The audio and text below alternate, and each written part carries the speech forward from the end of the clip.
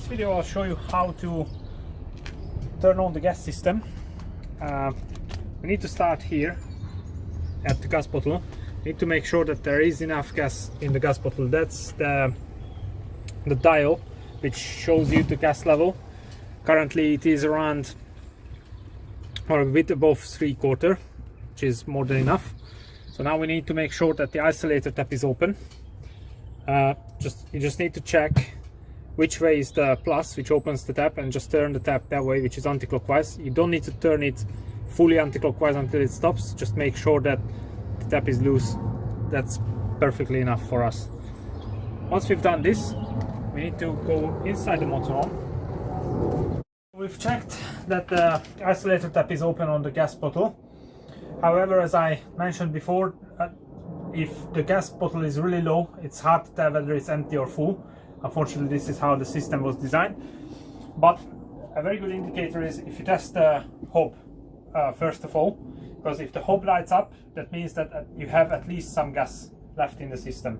Bear in mind, for the boiler and the heating, a little bit more gas supply and pressure is required. So let's just do this now. Before we fire up the hob, we need to make sure that we remove this tray, otherwise this will happen. It melts the tray. To fire up the hob, you need to press the button, turn it anti-clockwise, and press the igniter for a few seconds.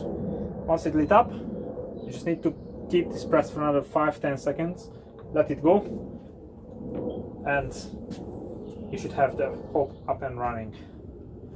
Another thing you need to check if gas is not flowing into the appliances is the appliance isolator switches, which is below the sink. So you pull this out, and these are the 4 cutoff switches for the 4 appliances. This is for the oven, that's for the hob, this is for the fridge, and that's for heating and boiler.